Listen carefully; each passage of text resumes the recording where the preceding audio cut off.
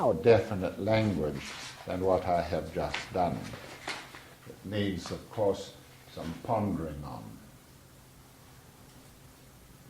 Always try and leaven what you study, what you browse over, brood upon.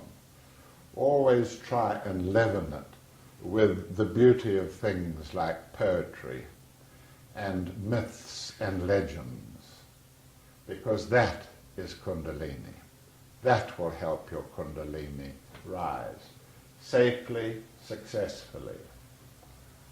Robert Browning was fascinated with the life of Paracelsus, who seemed to be able to produce extraordinary results of creativity, creating a whole new medicine almost on his own.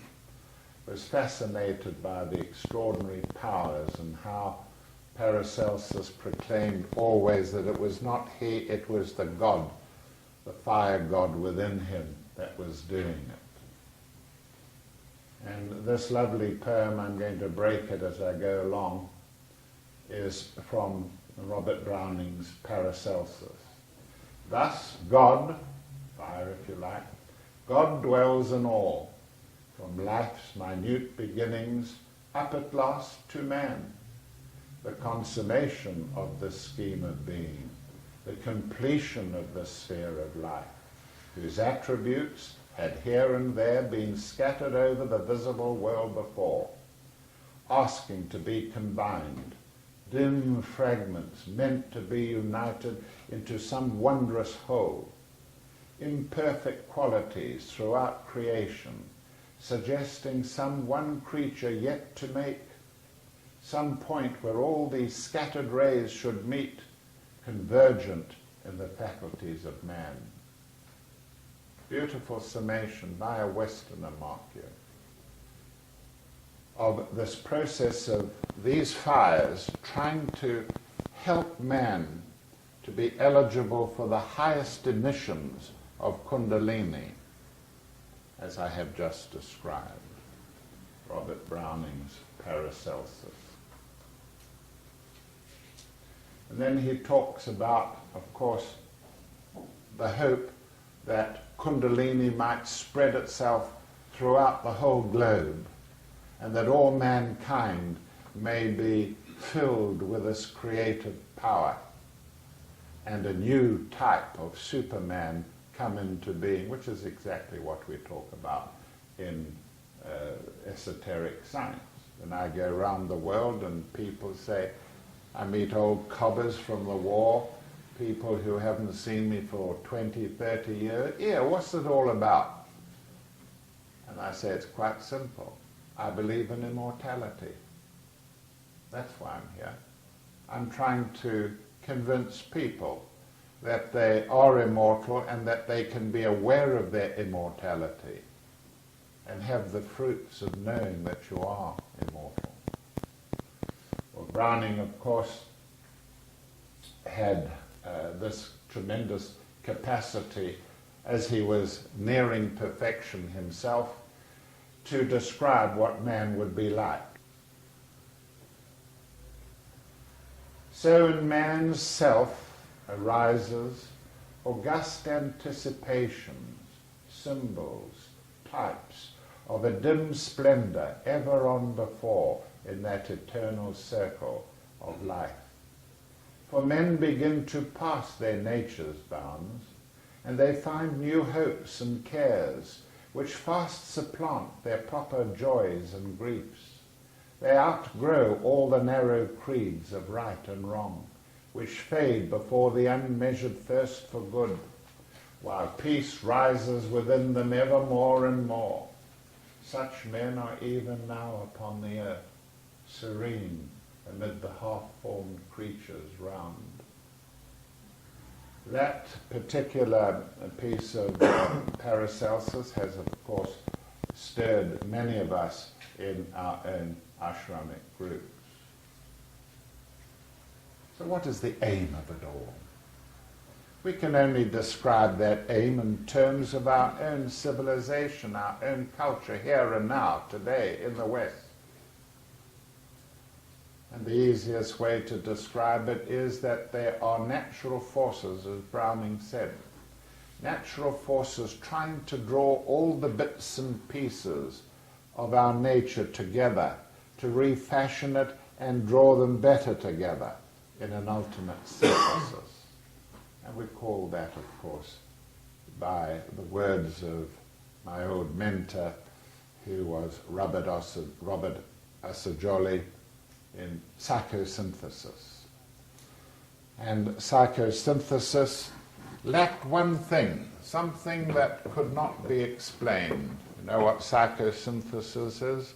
It's the taking of the elements of our personality and trying to build them around higher and higher points of consciousness. Here is a personality possibly like the first you began to manifest in this life or from previous lives. And the matter of psychosynthesis means that you must pitch your consciousness to a higher point and then break up the old personality, a dangerous thing, the psychiatrists would say. I say nonsense. And to drop out some of these parts of the personality, the habits, the attitudes of old, and to reassemble all around this higher point of consciousness. And still higher,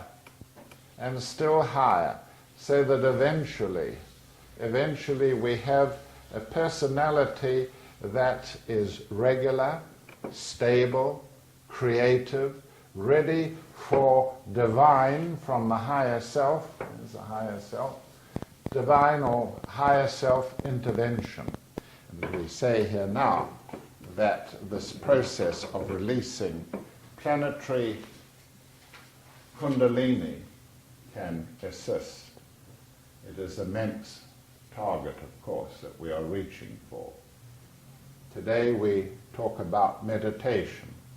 Meditation is the safest, surest way of lifting that point of consciousness higher and higher. But meditation can often turn people who are dry into being wet, can often produce very soppy personalities. Personalities that are incapable, nice people who nevertheless are very frail and can't do anything with their personality. And there is something missing in it all.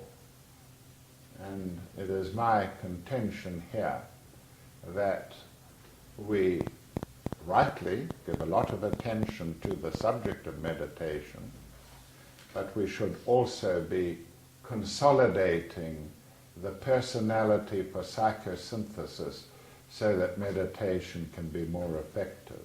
And I believe that it's through this device. How do we do it? We do it through opening chakras in the head region. We do it through opening chakras in the head region, and I have treated the subject, as you well know, ad nauseum. The necessity to bring energy, more and more energy, into the upper part of the body, so that the ajna center between the eyebrows can be charged, the 1,000-petaled lotus on the crown of the head can be charged, and another chakra here, said to have wings to it, the altar major, can be charged, and the three together produce an interaction with each other that builds a capstone to the pyramid of man. Builds a capstone, and if you like, the symbol of the third eye in the capstone. The rest of the pyramid of man, of course, from the neck downwards, there's not so much concern to us. The opening of the third eye is a natural phenomenon associated with Kundalini. And the whole process is assisted in various ways. One of the ways in which you can assist this is through the attitude. In astrology, we give a whole house to the subject of a person's attitudes. And we give that house, the house that we give to attitudes is the first house, the most important in astrology. The first house is also the home of the soul, the higher nature. And so we say that by changing attitudes, and Kundalini helps in this, by changing attitudes, we are able to produce phenomena in the capstone of man, the region of the third eye. And one of the ways, simple ways, is to inject joy into the life, to inject joy. We always say that the monk is so right in his monastery, where he learns to love what he's doing and learns to love who he is with and where he is. And this love produces joy. And as W.B. Yeats, the Irish mystic poet, says, joy is wisdom. Joy is wisdom. And by manifesting joy in the life, you are drawing in the energies of Buddhi. And the energies of Buddhi, of course, are focused on the heart chakra. And the heart chakra is one of those stations up the spine that the Kundalini must reach on its way to the 1,000-petaled lotus, which I have drawn in there, on the vertex of the head. So we say that changes of attitude, now you don't have to buy anything for that. You can change your attitude very easily. You can start tomorrow with it. You're lucky you haven't got to go to the opposite extreme, where you need to damp down some of the over-enthusiasm of people on the path, whose own enthusiasm can hide, mask, depress the reality of what they are doing. The West had no evidence of Kundalini, and still has no evidence of it, except through the kind of things that I'm telling you about here tonight. People who manifest a joy in their lives, in what they're doing. Call it enthusiasm if you like, but you must be careful with the word enthusios. Alice Bailey wasn't very happy with people who were a bit too enthusiastic. She found that they could be very disruptive in her particular group work. So the cultivation of joy, and that is one of the little things that I have to say about Kundalini. But where is the evidence? This was brought to a stage further by a Dr. Buck, who had an experience of cosmic consciousness. He had what I have experienced since a child, an inflow of a tremendous force that manifested in him in such a way that he said it lit up everything around him. He was a man of superb scientific background.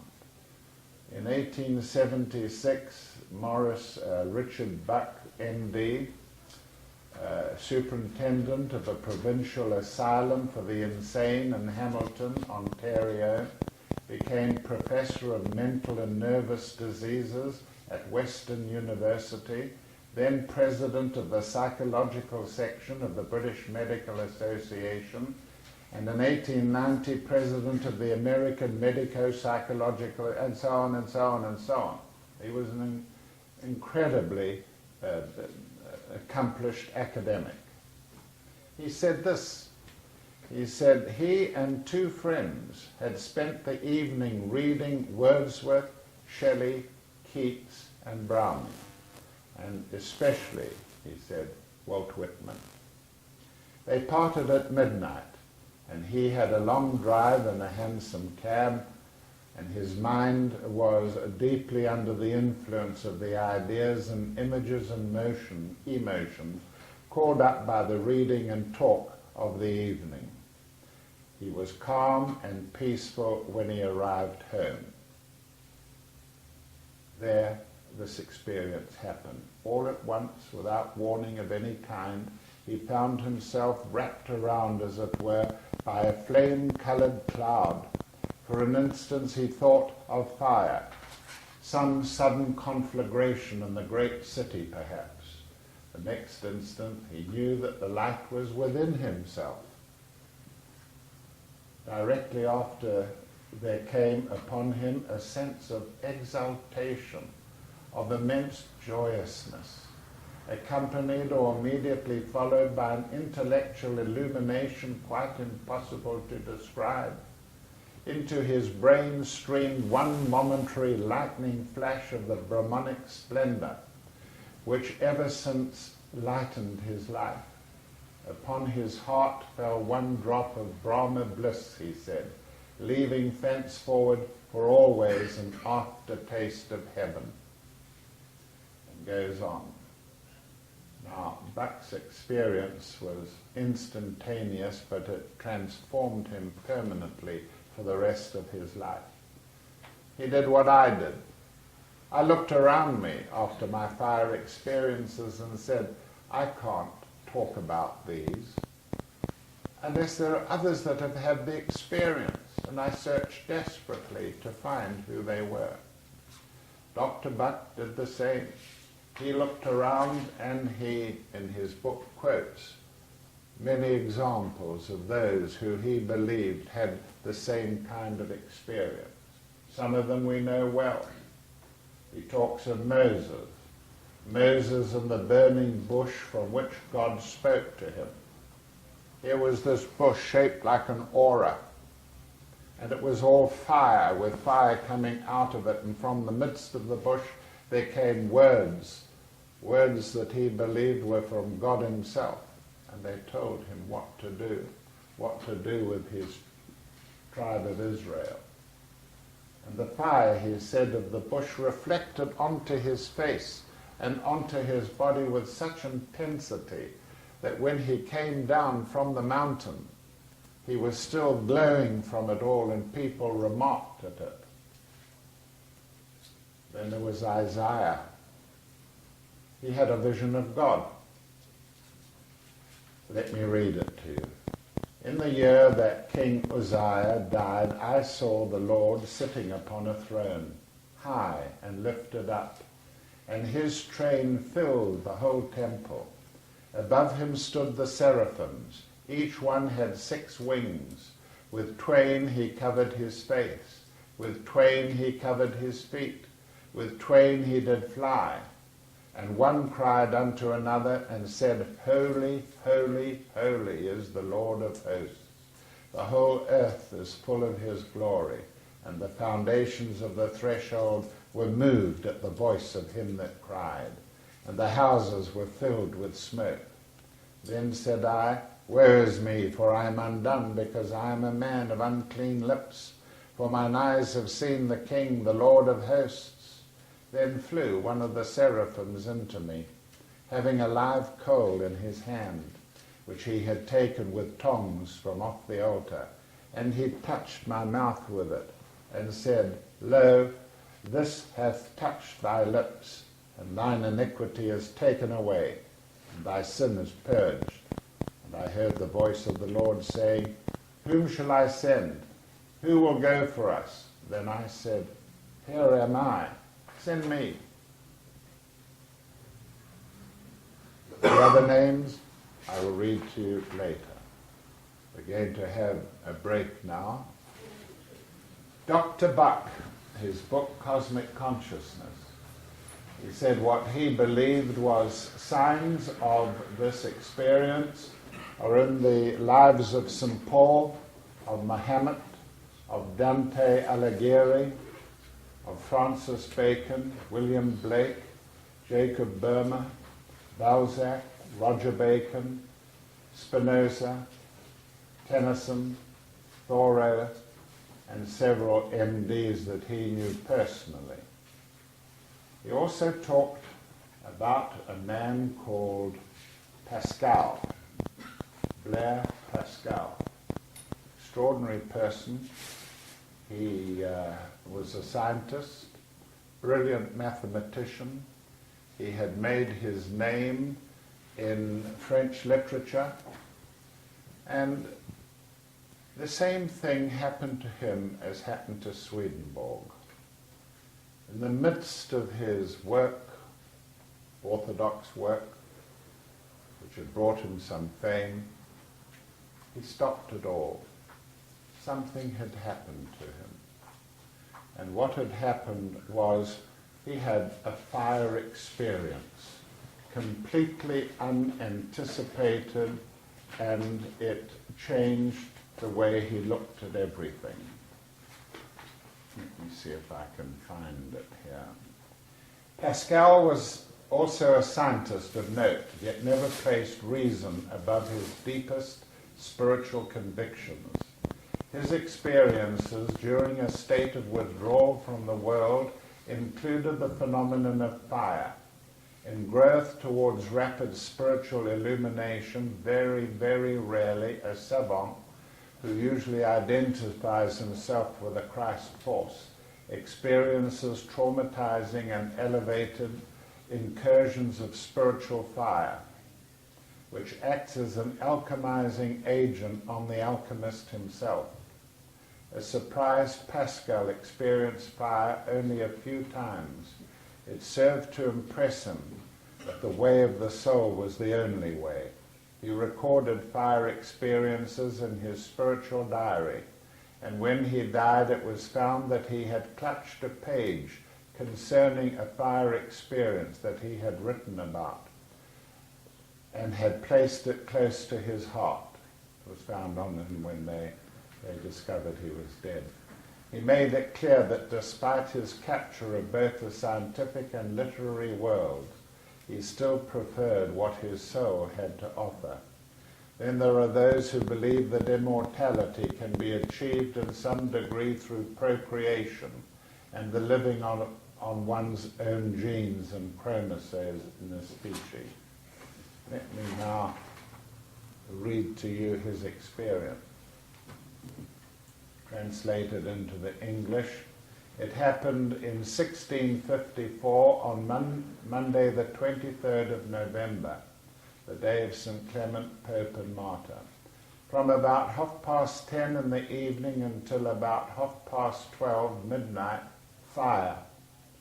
God of Abraham, God of Isaac, God of Jacob, not of the philosophers nor of the wise, assurance, joy, assurance, feeling, joy, peace, God of Jesus Christ, my God and thy God. Thy God shall be my God, forgotten of the world and of all except God. He is only found in the ways taught in the gospel, the sublimity of the human soul. Just Father, the world has not known thee, but I have known thee now. Joy, joy, joy, tears of joy. I do not separate myself from thee. They left me behind, me a fountain of living water. My God, do not leave me. Let me not be separated from thee eternally. This is eternal life, that they should know thee, the only true God, and him whom thou hast sent. Jesus Christ, I have separated myself from him. I have fled, renounced, crucified him. Let me not be forever separated from him. One is saved only by the teaching of the gospel, reconciliation, total and sweet, total submission to the Christ and to my director. An outpouring of a person who for 2 hours in his life was confronted with fire, not just confronted, but it passing through him and giving him extraordinary ecstasy and joy, as well as the sensation of light. Pascal, a scientist, a mathematician, extraordinary experience. In my opinion, one of the ways in which Maya can be encouraged, and it's not a very romantic way, can be encouraged is to discover for yourselves, or to be taught it, of course, that the world that we live in is not what it appears to be. I have taught this subject many times, and I don't want to press on with it to bore you. But to understand that this tangible world, this structure that we live in amongst, that the material of it is not permanent. It is transient.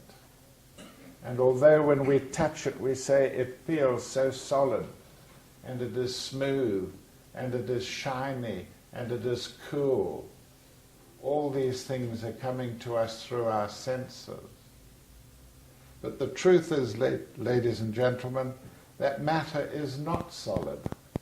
And the rationale of that statement is based on scientific observation.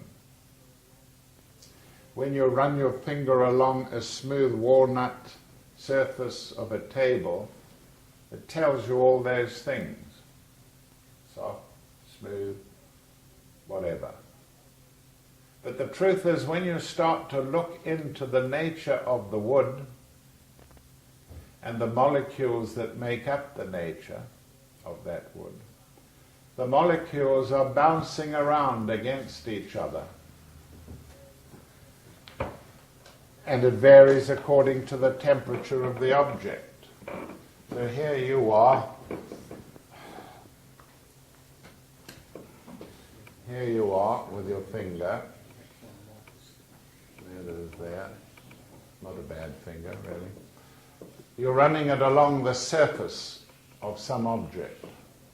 And you think that it is smooth, solid, it will live forever, it's a wonderful structure to possess, it's mine, and people admire it. But when you come to look into it, of course, we know that the molecules of wood are darting around, bouncing against each other. And when you take one of the molecules, you find that it's made up of many atoms, making up a molecule. And when you take one of the atoms and look at it, what do you find? If I expanded the atom to the size of this lecture room, if I expanded the atom to the size of the lecture room, you would find that the material in it which is tangible, is incredibly tiny.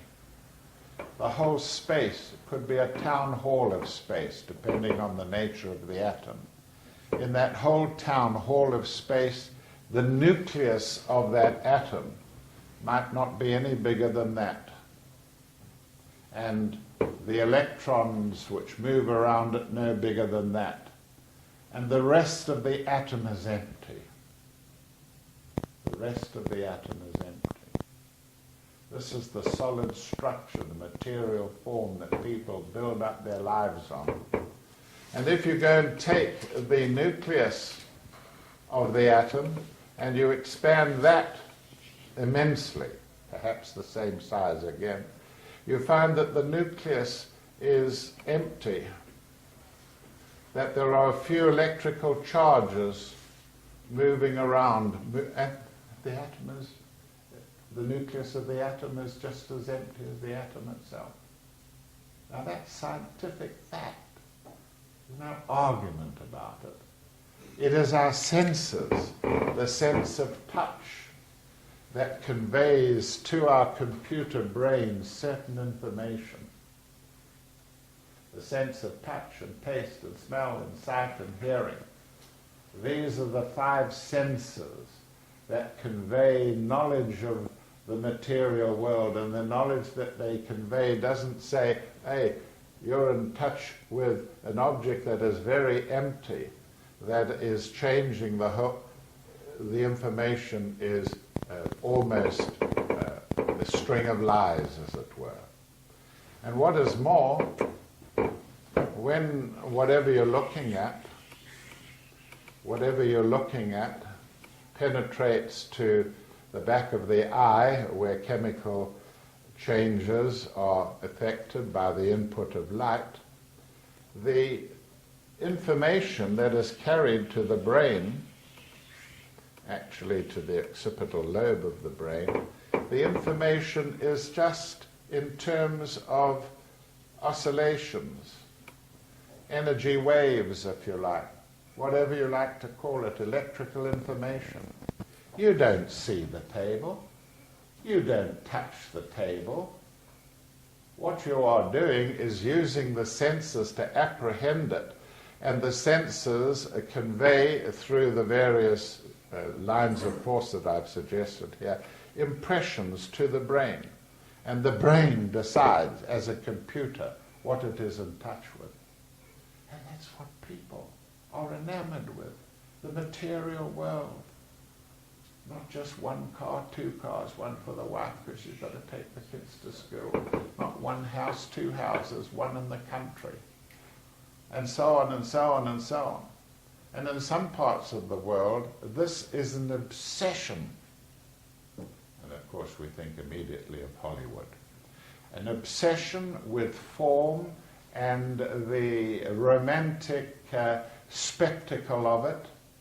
And it takes people's attention completely in life.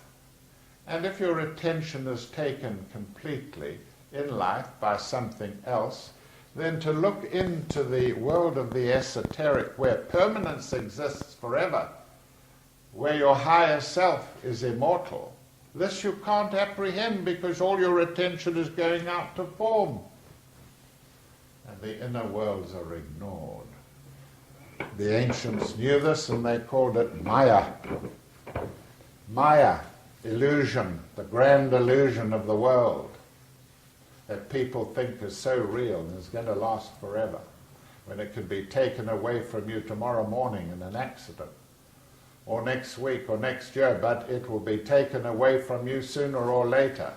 And if you are strongly attached to any form, it's going to hurt. It's going to hurt and produce pain. And pain comes from being attached to some thought, word, deed, person, whatever you can imagine. And so that is Maya. The Hindus described her as a whore who is dancing and making all kinds of attractive movements, so that the person who is confronted with a material object is dazzled by it, wants it, is attached to it. It's mine. I not only own it, it's part of me. A bridge in my teeth. I don't even know which tooth it is. I have accepted it as mine. I can't distinguish between it and one of my own teeth. And the world is hoodwinked in that way. And I believe that the quickest way, one of the quickest ways, and there are others of course, we've talked about change in attitude, but one of the quickest ways of encouraging the Kundalini advancement in consciousness, spiritual consciousness, is to understand this factor about Maya. It is an illusion. Treat it for what it is. Use it by all means. There's no reason why you shouldn't be rich and own things, but for heaven's sake, don't be attached to them. Don't believe that they are reality, because they are not. Reality lies with the immortal part of you that may not go on existing on this planet, but somewhere it will go on existing for all time. Now that's a very precious thing to have. So Maya, one of the great laughs at the way in which the world functions was through the writings of Erasmus. Erasmus was able to take the simple Maya that I have described here of objects that dazzle, Hollywood films that dazzle and entrap and ensnare people into this belief that material form is everything. And America's being dragged with it into terminal materialism. That's the end. They will get involved more and more with it, and there's got to be an end to it, because it has no reality and it has no immortality. And so understanding Maya is helpful. And Erasmus took Maya. He had a revelation. He was on horseback. Not easy for a man of his age, and he was comparatively young at the time, but still in those days considered old. He was on horseback crossing Europe from Rome to England. He was coming to England to see Thomas More. And while he was on horseback going along day after day after day, he formulated an essay on what he called the praise of folly, the praise of folly. And in fact, he was describing Maya, but the psychological basis of Maya. How Maya comes across to somebody who can see it objectively as being just a trimming of this particular planet and not in any way related to immortality or eternity. And so he wrote this essay for his friend Thomas More, and in it he describes human character, the different guises that human character takes on. For example, in marriage, mankind believes that it must marry to perpetuate the species. Then he pokes into it and says, what man would marry if he really knew the inconveniences of it? What woman would ever give herself to a man if she took account of the perilous pangs of childbirth and the trouble of bringing up children? Or having done so once, would ever think of doing so again, unless attended by Leti, the goddess of forgetfulness? And with astute irony, Erasmus shows how we become the personas we hide behind when we avoid harsh reality, preferring the bliss of ignorance. And he has a go at all kinds of people. He said, all men are actors, deceived by their own masks, thinking themselves to be the very characters that they impersonate. Shall we then pluck off the masks?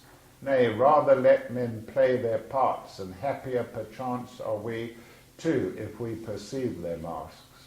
Illusion is the balm of life, and a worse calamity than to be deceived is not to be deceived. If a man sincerely thinks his commonplace wife is a Penelope, meaning that she is very beautiful, all the better for their married bliss. Happy are they who sit in Plato's cave, viewing the shadows, than those who come out into the light and see things as they really are. Now he hits at scientists and actors and scholars. The ignorance of the simple is a boon. How blessed were those pristine men of the Golden Age who lived in accordance with nature, knowing nothing of grammar, of rhetoric or law, not bothering their heads as to what lay beyond the sky. How happy flies and birds. But now look at men, such morons. They play, they sing and laugh and bring others pleasure with their childishness. Compare the moron with a scholar who squanders his youth in mastering the disciplines, wastes the sweetness of his years in worry and sweat and vigils, always frugal, poor, lugubrious, gloomy, unjust, and harsh to himself, grating and grieving to others, lean, frail, bleary-eyed, old before his time. And so he goes on pouring scorn on the way humanity is deluded by the persona that they adopt. He equates butchers with huntsmen. The foolishness of those who leave slaughtering to the lower classes, but consider carving up a beast felled in the hunt to be fit work for a gentleman. The foolishness of inordinate builders, of gamblers, of those who call upon the saints to cure their toothache, of the thief who, saved from the gallows by the intervention of a saint, feels himself commissioned to relieve men again of their wealth. The foolishness of those who mock him, who tells them that the way to die is those who mock him, who tells them that the way to die well is to live well. Sorry about that. Then he attacks monks and churchmen like yourself. No morons so play the fool as those who are obsessed with the ardour of Christian piety, to the point that they distribute their goods, overlook injuries, suffer themselves to be deceived, make no distinction between friends and enemies, eschew pleasure, glut themselves with hunger, vigils, tears, toils, and reproaches, who disdain life, who crave only death, who seem utterly to condemn all common sense, as if the soul lived elsewhere and not in the body. What is this if it is not insanity? Then he attacks his own profession, with what tumults everywhere our lives are filled. We do business, we sail the seas, we engage in wars, we make treaties and we break them. We beget children, enroll heirs, buy fields and sell, cement friendships, erect buildings and tear them down. We are tonsured, anointed, and vested in cowls. We are exercised in various arts, sweat, and become doctors or laws of theology. Some prefer the mitre and the crozier. With such cares we torture ourselves. In this we wax old, in this we let slip so many years and lose that precious treasure which alone is of worth. Then will come the last tribunal, where only truth can stand. Too late, we shall discover that all these vanities were but shadows, and we have squandered our lives in the delusion of a dream. Someone will say, shall a Christian then have nothing to do with all of these vanities? No, not that, but we shall participate only with detachment. We will participate only with detachment, being ready to forsake all for the sake of the one needful thing, as Paul said, having a wife as if not having, weeping as if not weeping, rejoicing as if not rejoicing, selling as possessing nothing, using the world as if not using. For the fashion of this world passes away. Use then the world, but delight not from it. Madame Blavatsky said of the same line of thought, she said, kill out ambition, but live like one ambitious. I had to do that myself, and it was very, very hard. To retain your enthusiasm and your ambition to serve mankind, to study the classics, to meditate each day. Have your ambitions, kill out your ambitions, but live like one ambitious. Don't throw away your enthusiasm because you realize now that Maya is an illusion, that this world is an illusion, that we put on bodies and personalities and hats and shapes and talk in different ways. All that is illusion. If we have faith in it, we've been fooled. What is not illusion is the inner world and the nature of the soul.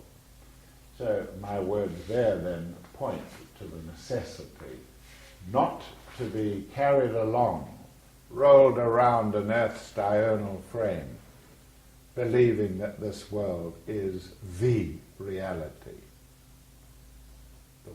This world even, is not the most developed in the universe. There are other planets elsewhere. Our world technically